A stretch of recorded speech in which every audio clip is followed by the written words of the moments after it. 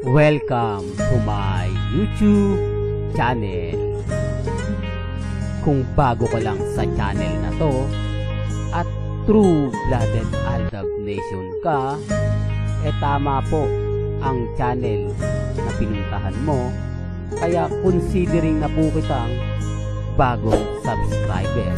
At huwag mong kalimutan pindutin yung bell para lagi po kang updated sa bagong video na ilalabas ko. Salamat po sa iyong pag-click sa channel na to. Welcome back mga kaaldab. Ito na naman po ang inyong lingkod, si Mr. Destiny. At syempre panibagong update na naman po tayo. Panibagong mga kaganapan po sa social media mga kaaldab. Nagpakita na nga po si Mama Ten mga kaaldab. Pansin niyo po ba mga kaaldab, pag may mga ganitong bagay na kumbaga naiispatan si Mama Ten, talagang napakabilis ng mga kaganapan.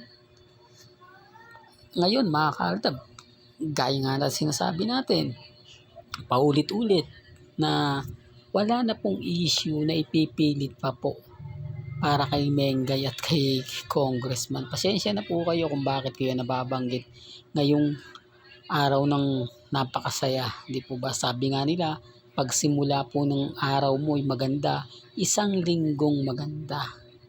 Di po ba? Kasi nababasag ko sila eh. Maraming komento na, o nga, buti nga, hindi na buntis si Mengay. Ganito, ganyan. Di po ba yung tipong walang alam? Di po ba yung tipong ine-expect sana nila nung bagong kasal ko, no? Magkakaroon nga po ng, di po ba, baby. Sabi nga po nila. Yan mga komento po sa social media na kumbaga binibigay ko lang po sa inyo yung impormasyon. Paano nga po magkakaroon ng anak kung wala naman po talagang relasyon? Hindi po ba? Kaya nga po na sinabi natin kung totoong nagmamahalan po ang dalawa. Pasensya na po kayo kung bakit ko binanggit yan ha. Kasi kay Mengay at kay Alden, yung pagsasama pa lang po, nakabuo na eh. Hindi po ba? Real talk mga kaaldab. Malungkot nga po lang dahil may mga bagay-bagay po na ito nga po yung sinasabi ko, binabati ko sa ko. Pero yung iba nagko-komento, oo, ilang years na eh. Ano yan? Baog, ganito, ganyan, baog. Ano yan? Ganito, ganyan. Nauna pa si Ria, tayo din, magsilang. Oh. Samantalang naunang ikasal si Congressman sa kanya. At marami pong kasabayan si Mengay ng mga artista na ngayon magdadalawa na po yung anak. Sa mga bitter po sa akin, tignan niyo po muna yung social media bago po kayo magsabi na fake news po ako. Bago kayo magsabi na puro ganito ganyan. Kasi kung sabi nga po ni Mengay, di po ba, kapag nilagay na siya sa tahimik at kinasal na siya, magiging may bahay na lang po siya. Kaya nga lang po mga kaaldab, yung panahon ng Itbulaga kasi kailangan siya. Kaya nga po itinago eh. Kaya nga po hanggang ngayon nilihim po ito. Pero darating din po ang panahon mga kaaldab na walang lihim na hindi nabubunyag. Walang lihim na hindi po maglalabasan. Kung yung mga artista nga po ng mga bigating artista na itatago po nila yung anak nila. No. Hindi, sinasabi ko lang po yung katotohanan na wala pong nakakaalam. Gaya nga po ng balikan ko lang po kay AJ Rabal. 3 na po pala yung anak niya sa ibang lalaki. 2 po, correct me if I'm wrong mga kaaldab, na naitago. Di po ba? Na wala pong nakakaalam. Pero bakit nung sinabi niya, doon lang po nagulat ang daming mga reporter. Pero paano nga pong nakaligtas yan? Kina Christy Fermin, kina Ogie Diaz. Samantalang yung issue po, pasensya na po kayo, hindi na po siya part ng Aldab ha. Para lang kukwento ko lang po sa inyo. Para lang po alam po ninyo. Kasi paano nga po nakaligtas yan kung nagbabayad po sila ng mga reliable source po nila. Yan po kasi yung lihim na sinasabi natin. Yan po yung lihim na kapag itinago, hindi po talaga malalaman. Gaya po ng kaibigan ni Alden Richards na si Christopher Martin.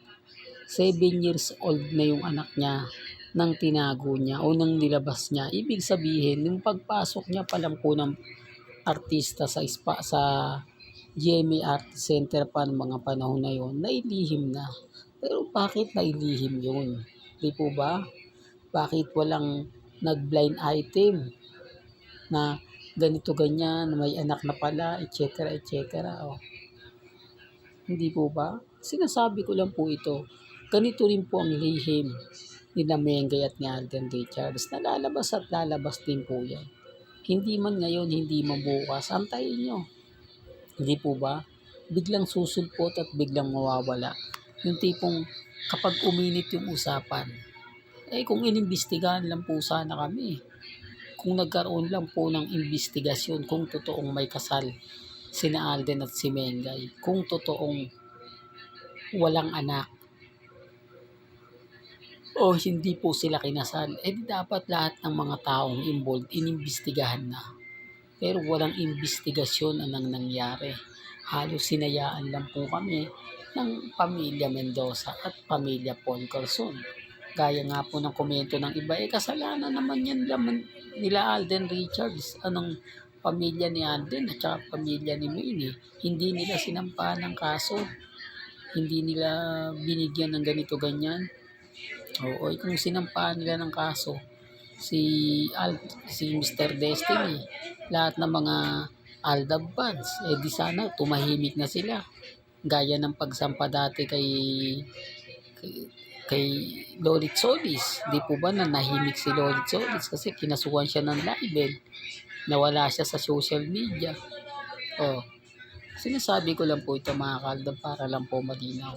Pero hinayaan daw po kami. Ibig sabihin lang po, totoo yung sinasabi ko. Totoo yung mga pinapaliwanag ko. Dahil kung fake news lang po kami ngayon, hindi po kami aabot ng 10th years anniversary. Di po ba? Well, hanggang dito na lang po ang ating latest updates. Kaya kung gusto niyo pa po ng pinaka-latest at sariwang update, abay lagi na lang po kayong tutudok dito po sa channel ni Mr. Destiny para updated kayo sa mga bago at sa mga latest na i-upload po natin maya-maya lang. Kaya kung bago ka lang sa channel na to at isa kang true-blooded Aldab Nation na nagmamahal kina Mengay at Tisoy, tama po ang channel na pinuntahan mo. Kaya consider na po kitang bagong subscriber. At huwag mong kalimutang i-share ang mga video po natin sa mga mami, sa mga titas at sa mga senior. Hanggang sa muli, salamat po sa panonood at pakikinig.